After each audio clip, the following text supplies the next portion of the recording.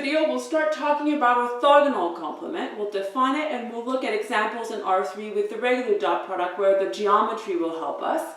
So if we start with an inner product space, or a vector space with an inner product, I'm going to have a subspace of V, W, and I'm going to call the orthogonal complement of W. It's going to be, I'm going to use W perp, so orthogonal complement. That's going to be the set of all the elements of V that are perpendicular to every single element of W.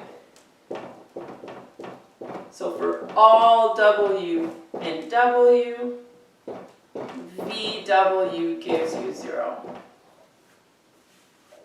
Alright, so it's the vectors of V that are perpendicular to everything in W. I want to look at a couple of examples in R3.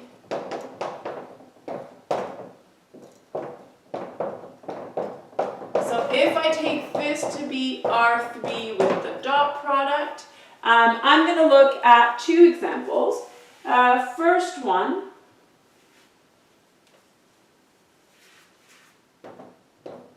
I'm going to be taking W to be the xy plane, and I want to find W bar.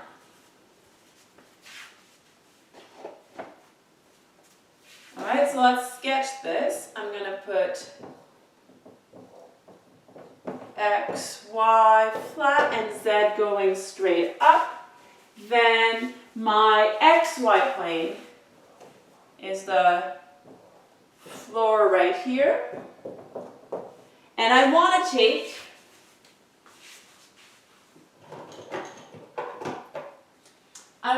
everything that's perpendicular to everything. So if you think of the floor, perpendicular to the floor means straight up or straight down. It means vertical. So I'm going to take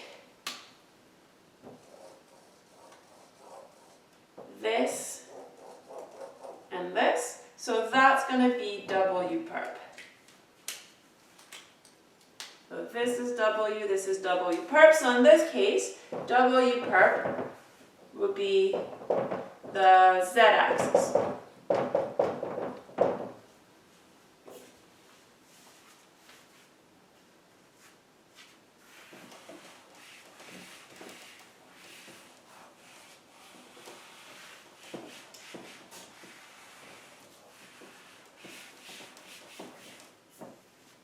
Alright, let's try something a bit less standard. What if I take W to be the line,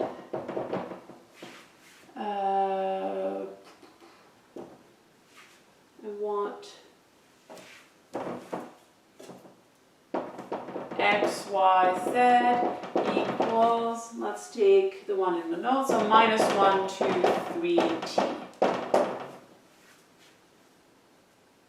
I want to find W perp against just using the geometry. In the next examples, we will not have Euclidean space, we will not have this nice dot product, so geometry will be useless. We'll have to use the algebra.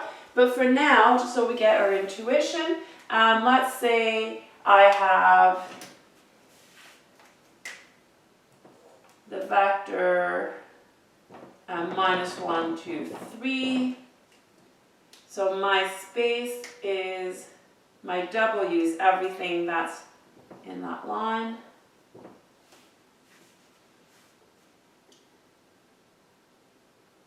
Now I want things that are perpendicular to this. So I'm going to take the plane that's perpendicular here.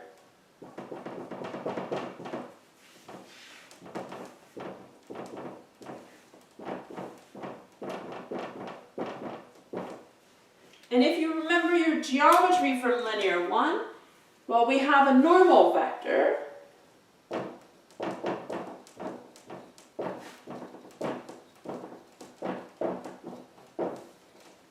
Minus 1, 2, 3, and it contains 0.